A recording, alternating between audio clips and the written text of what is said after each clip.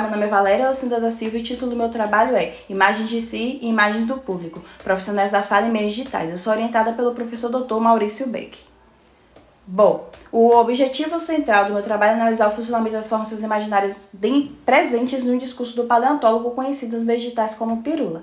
Este trabalho tem como abordagem teórica a análise de discurso materialista. O dispositivo de análise mobiliza conceitos de Pechet e Orlandi, como formações imaginárias, argumentações e as condições de produção do discurso.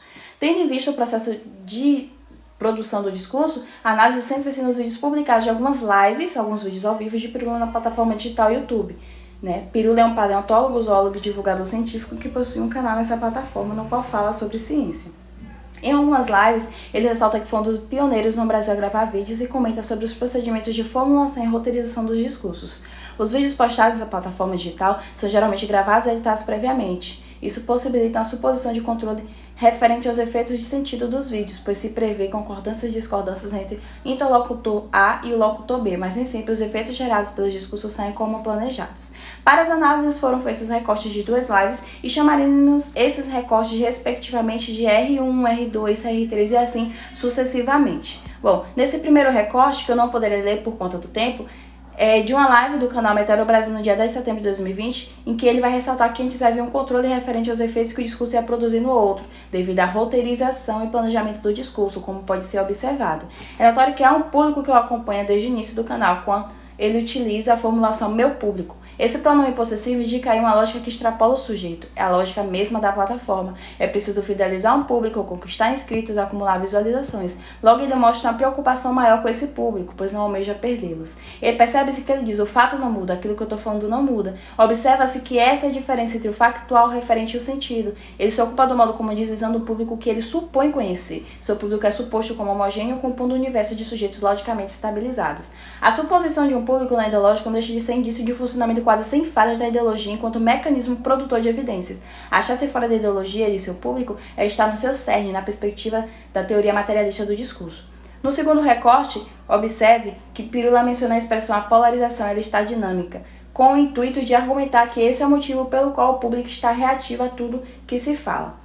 A partir dos recortes R3, é de uma live já do ano de 2021, feita para o canal Cortes do Nosso Podcast, no qual Pirula vai utilizar o argumento de que deve ser dito aquilo que o público gosta de ouvir. Então, diante disso, verifica-se que ele tem uma imagem de um público que o acompanha, logo ele utiliza argumentos que são supostamente plausíveis para esse público.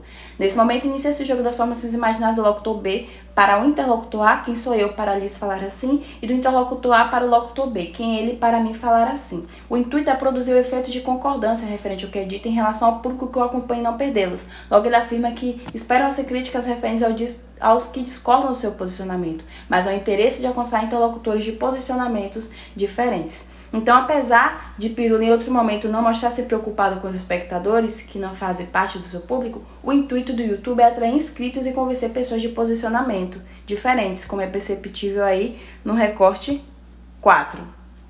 Observe que ele traz o termo desistindo de ser neutra. Na perspectiva discursiva, o que está em jogo não é a neutralidade real, mas o efeito de neutralidade. Para Pirula, ser neutro em uma série de coisas significava não se posicionar de modo explícito, não expressar suas opiniões até ser factual. Só que isso se torna impossível, pois o desacordo se faz presente até mesmo entre objetos discursivos, antes interpretados como politicamente neutros. Eles passam a ser objetos litígios no discurso. E por fim, no recorte 5, Pirula vai deixar nítido que há um jogo de formas imaginárias na hora da roteirização do discurso referente ao público que ele deseja atingir. É perceptível que há uma preocupação e um cuidado referente ao que é dito. Isso possibilita escolher bem o que falar, visto que esses cuidados possibilitariam o locutor e o youtuber produzir o efeito de concordância ou não referente ao que é dito. Desta forma, os vídeos são planejados, roteirizados e editados previamente com o intuito de organizar o dizer. Há um trabalho visando o controle de sentidos possíveis para quem se diz o modo pelo qual se fala para produzir dada a resposta desejada em seu público.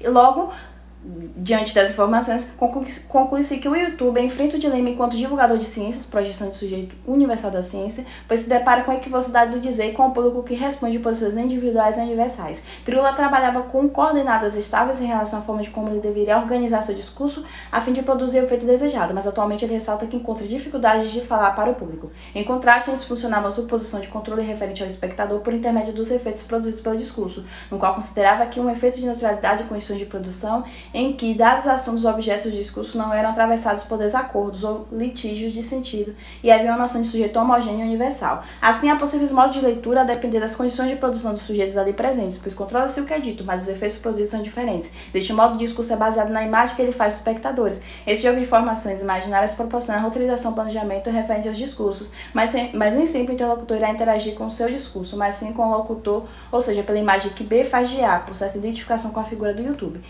Logo, não há possibilidade de posicionar-se de forma neutra, visto que somos sujeitos intercalados pela ideologia no qual possui uma relação entre sujeito, língua e história na produção de sentidos. E essas são as minhas referências. Muito obrigada pela atenção.